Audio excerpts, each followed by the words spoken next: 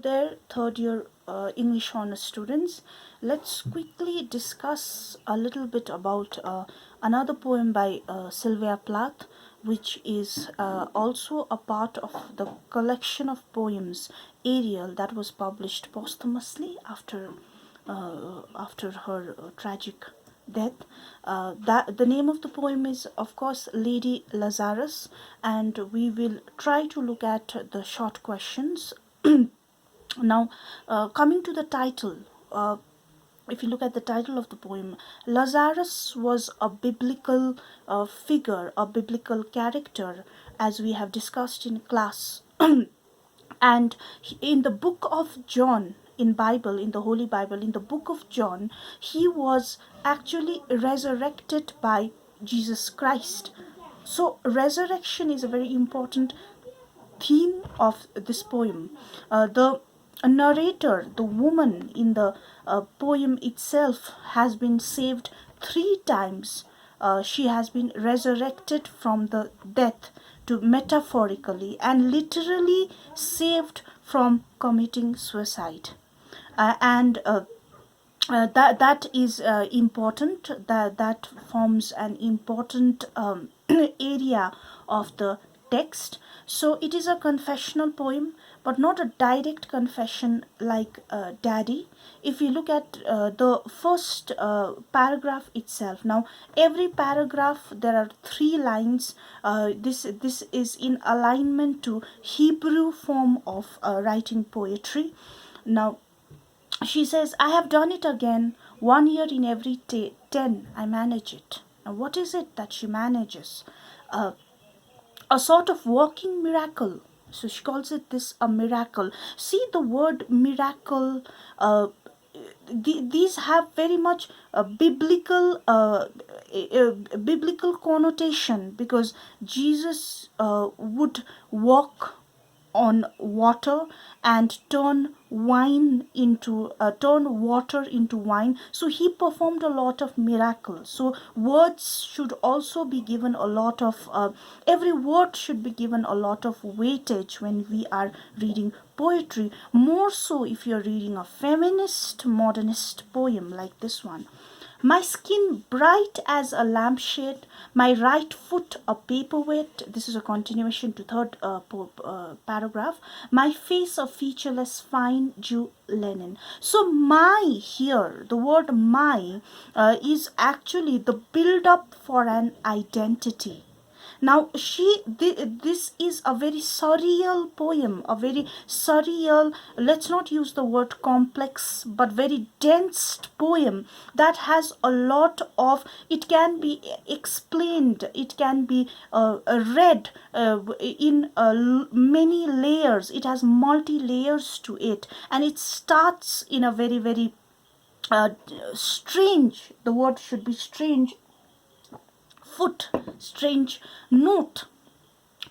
My skin bright as a, okay, so she says that her skin is bright as a Nazi lampshade. Now again, Daddy, the poem Daddy, Lady Lazarus, they they have this Holocaust imagery is very much an important or integral part of these texts. The persecution of the Jews by the the Nazi Germany in the Second World War. So she compares her skin to a Nazi lampshade. It is said that during the persecution of the Jews, the Nazi lampshades were made from the skin of the Jews. A very horrible, a very excuse me, grotesque imagery. It is very grotesque, very scary, spine chilling imagery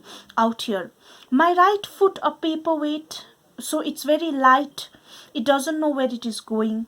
My face a featureless fine Jew linen, and she feels that her face is as fine as any Jew linen is a very expensive kind of a fabric. So here the Nazis and the Jews have already been introduced. Now there comes a surprising paragraph. Peel off the skin, oh my enemy, do I terrify? So she starts talking to the enemy, and she said, "Do I terrify? Do I scare you? The nose, the eye pits, the full set of teeth, the sour breath will vanish in a day. Soon, soon the flesh, the grave cave it will be at home on me." So a very layered imagery. Now here, if you look at it literally, it is like the dead body when it decays after being buried, where it decomposes. So the entire imagery of decomposing of the dead body is being written. But metaphorically she believes that the grave cape it will be at home on me. So she believes that the domestic world, the home, the domestic world is very mundane. It is almost like you are living the life of a dead body. See, whenever you are doing Sylvia Plath, you need to have a strong feminist perspective. The gender oppression is at the crux of her poem. So here also gender oppression, the oppression of the female by the dominant male society, the patriarchal society, comes into play. She compares herself to a Jew. She has these enemies. Probably these enemies are the male-dominated society. So she considers that her nose, her eye pits, and her set of teeth will decay literally. And metaphorically, she means that in her domestic life, she was like a dead body. Okay, and I, a smiling woman, I am only 30, and like the cat, I have 9 times to die. So she believes that she can attempt more times to die. She wants to die. She has been saved 3 times, but she still wants to die. She doesn't want to be resurrected. This is number 3. So she says, "This is my third attempt." What a trash to annihilate each decade. So she believes that every decade that after every decade, annihilate means destroy. After every decade, she wants to destroy her life. What a million filaments the peanut crunching crowd shoves in to see. So, peanut crunching crowd is, she believes that people are for their fodder, for their appetite for entertainment, for their appetite of for sensationalism, comes to witness her suicide every time. Then unwrap me hand and foot, the big striptease, gentlemen, ladies. So her suicide attempt is like a striptease, where a woman keeps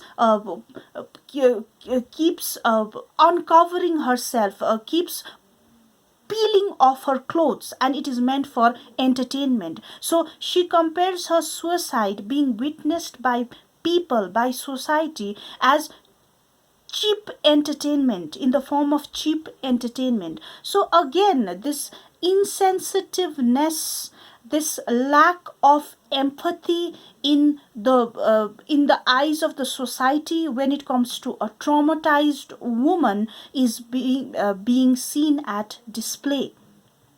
These are my hands, my knees, I may be skin and bone, nevertheless I am the same identical woman. The first time it happened I was 10, it was an accident. So the first time first time I was about to die, it was an accident and I was just 10-year old. The second time the second time was intentional, to last it out and not come back at all. I rocked shut as a shell. They had to call and pick the worms off me like sticky pearls. So she's saying that these are very beautiful lines out here. She says that they had to keep calling me, and they had to pick the worms off me like sticky pearls. A very, very strong reference to Tempest when Ariel tells Ferdinand's father that Ferdinand might be drowning. Full fathom thou he lies. I forgot the line. So nevertheless, there is a sense of calm in death.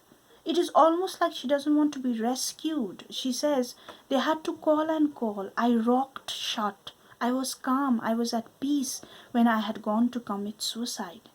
And then comes the line, dying is an art like everything else. I do it exceptionally well. So, a very surreal imagery, I told you, a very complex imagery, I must say, because it, sh we don't know as readers whether she has already committed suicide or whether she is already dead or whether she is speaking from the death or she has just been rescued from committing suicide. But we can generalize into thinking that a woman oppressed by the norms of patriarchal society is like a dead body, a dead soul inside the body. We can generalize it that way.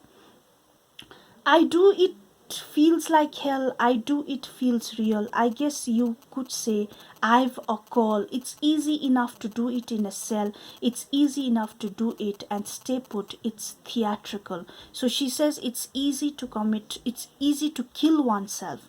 Come back in broad day to the same